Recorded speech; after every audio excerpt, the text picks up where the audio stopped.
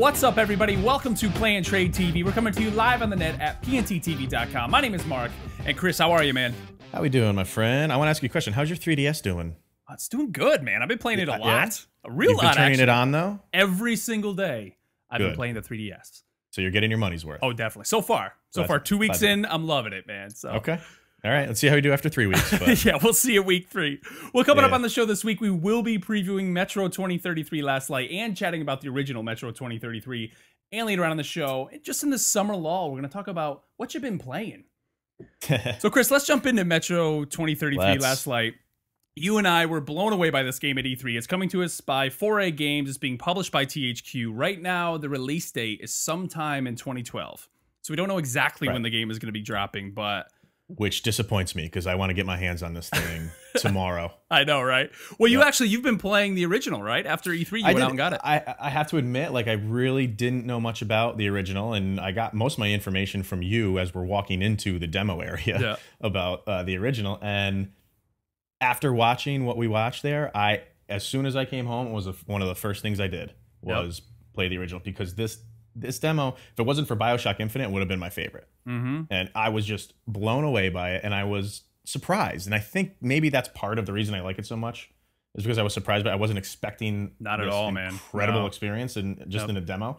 But I loved it, dude. And I, like I said, I can't wait to play this game, because everything about it, like the post-apocalyptic setting, I believe it's in Russia, right? I don't know if it's Russia, Russia or Germany. I'm pretty sure it's Russia. Just the setting, everything about it, you're underground, post-apocalyptic. It was fantastic. It was so tense watching. It was almost like Children of Men. I don't know if you remember that game or that movie, Children.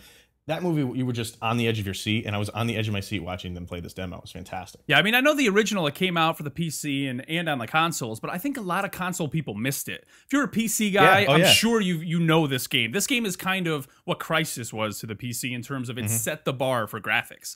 And what we saw at E3, they didn't tell us what it was running on. They were using an Xbox controller, but it could have been running on a PC. The game looked amazing. I mean, the physics of it were great. Go back and even look at the original Metro 2033. The game looks... It blows your mind how great the graphics look. And, you know, the setting of the game, like you said, it's the post-apocalyptic thing. And there's a horror aspect to this game because there's mutants running around. And I think going back, I've gone back recently before we did the show to play the original again. And it's kind of HUD-less, like a Dead Space. And there's no maps, so they're not telling you where to go. So when you play through that game, it's just, like you said, you're on the edge of your seat. And I think... You got to do yourself a favor and check out the original before this game comes out, because it's awesome, man. Yeah, that's where I'm at now, and I am loving the original, and I'm kind of embarrassed that I didn't really play this original, because I was floored. I am, like, you know, there's certain games out there, like even Mass Effect, which we'll get into a little bit later, but I'm kind of embarrassed, like, now knowing where that game is going. I wish I had kept up with that series. And now I'm going to start from the beginning, but whatever. And this is just one of those games that I just wish my eyes were open when this thing came out, because it would have been on the top of my list. But I mean, whatever. I mean, I can go back now and play it and sit and wait for the I mean, the demo that we saw, it was you started out above ground, and you could see there was a couple mutants flying around. They ended up going under the ground, and you were just walking around in the metro, and just the way that light interacts in this game. There's got to be something under the hood in this game that just makes it second to none. We saw the guy knocking over a cauldron that was on fire, spilling water onto the fire, putting it out. And then, you know, at one point you go into what seems to be a political meeting, which I don't know too much about the story about the second one or what's going on, but they kind of infiltrate it. And just to see all the AI enemies on screen running around, there's so much going on in this game. And, you know, the post-apocalyptic... And that was an awesome scene. That scene was awesome. You start at the back of it, and there's this, you know, guy, dictator, pretty much preaching to his minions. And you're slowly making your way, almost like Ezio, kind of going through this Assassin's crowd. Creed, and all of a sudden, you just start taking the guns out and going to town, and it's a sight to see, man. It is awesome. Like the world they created, it's almost like, because you're underground a lot, so it's almost like a cross between like the Descent and like Goonies. You know what I mean? I don't think Goonies has ever been used in the same sentence as Metro 2033. But it's a video game. It's a movie first, but it's a video game. But it's, you know, yeah, Descent and Goonies. If you can mash those two together, that's like the setting, at least in the level that we saw. Yeah. Well, what is it about the post-apocalyptic feel, do you think that? You know, I don't know, but I'm really liking them for some reason. And I think I don't want to say a lot of games are going in that direction. No, they are, man. A lot of games are going that way. The games that are going in that direction, I'm loving. Yeah. So I hope a lot more do it. I hope they don't beat a dead horse sooner or later, and just every game is now doing the post-apocalyptic thing because Call of Duty has the war genre trapped. But I don't know what it is. I think there's just so much more you can do. Yeah. It's pretty much open to your imagination. Yeah, you can do whatever you want. I mean, we always see, I mean, I'm a huge fan of Fallout. There's mutants in Fallout. There's mutants in Metro 2033. It just seems like when people think post-apocalyptic, they think nuclear apocalypse and, oh, well, mutants got to spring from that, right? There's got to be mutants coming. Yeah. But it's, you know why? Maybe it's because it feels like it could happen. And it's interesting to see your everyday world in shambles. I mean, because you see, if you live in Russia, you probably know the metros. I mean, that's where this is taking place. Yep. And just like Fallout 3, Washington, D.C., totally destroyed. And it was, not to say it's cool to see that, but it was kind of neat to see, you know, the Capitol building and all that destroyed. Exactly. So, you know, even in Enslaved, like when you're in like New York City. All New York City is run down. Yep. It's just, when you can have firsthand experience and when you've been to those places and when you see those places somewhere in the distant future, destroyed, completely torn up, you're like, I need to play this game for some reason. Yeah. So keep your eyes on Metro 2033 Last Light, and like we said, go check out Metro 2033. It's definitely a game you need to check out. So Chris, let's take a quick break, and when we come back, we're going to talk about what we've been playing, and we also asked you what you're playing. So we'll be back right after this.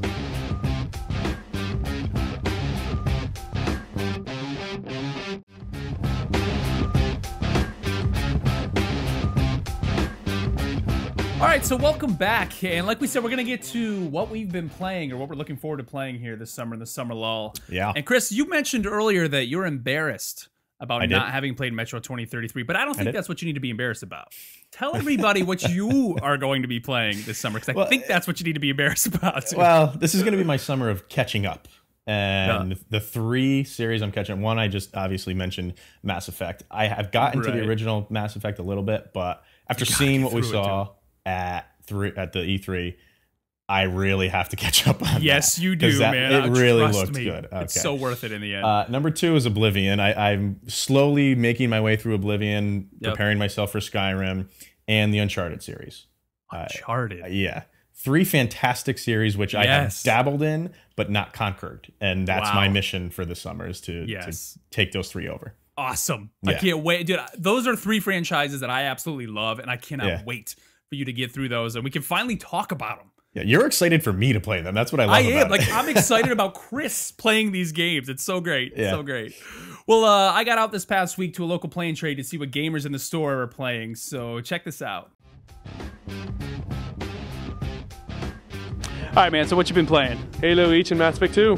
Why are you playing both those? Because Halo Reach has a good multiplayer, and Mass Effect 2, I need some campaigns in for the Mass Effect 3. You're a huge Mass Effect fan? I'm a big Mass Effect fan. Have you read the books?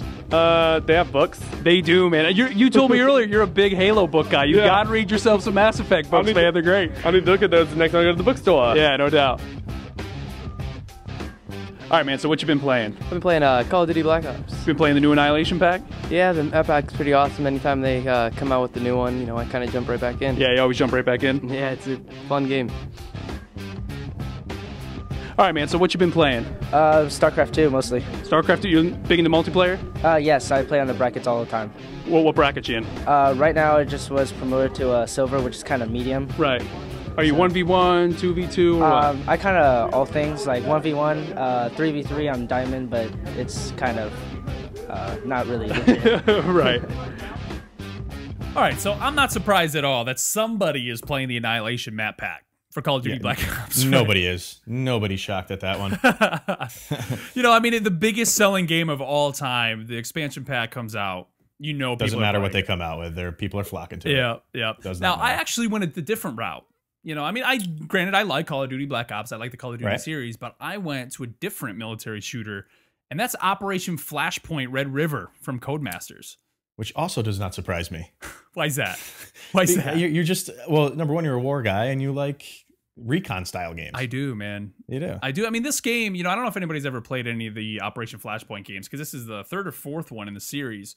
But they go for the realism. And the one thing about this game that's different than some of the other ones, it's a little bit more accessible.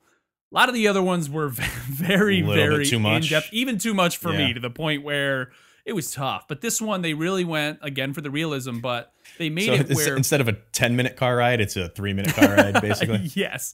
I mean, this game actually has, rather than a full-on loading screen, mid-mission, when you get to your Humvee and the guy's yelling in your ear that you need to go to this next area, you hop in a Humvee, Bodies from Drowning Pool starts playing on the radio, and you listen to the whole song while your sergeant is screaming in your ear telling you what you need to do on the next mission. So it's just a whole different aspect, man. So is that fun? You know what? I enjoy it. You know, and that itself is not fun. I mean, sitting there obviously riding in the Humvee, but the actual combat I enjoy. I mean, you're clearing villages, and most shooters, think about it. You go through a mission, especially like a Call of Duty, you're killing what, 30, 40, 50 guys in a mission. In this game, you're not doing that. You may get through a 30-minute mission, and you personally maybe killed maybe 10 guys, if that. Because you're using your squad. You're directing your squad as to what they need to do. And half the time, the guys are way off in the distance. So it's not even like Call of Duty where they pop out and they're right in front of you. I mean, think about it. How unrealistic is that? When a guy hops out from cover and he stares at you for, even if it's a second, 2 seconds, for you to give you enough time to get the trigger off. That's not what Flashpoint's about. It's about, hey, these guys are off in the distance. We need to tactically get up to where we need to go. And honestly, I enjoy it. It's probably not for everybody, but it's just fun to play a different shooter like that. You know? I agree with you. I totally agree with you. It's different. You know, the war games are getting to, like you said, like turkey hunts. Like here's these guys.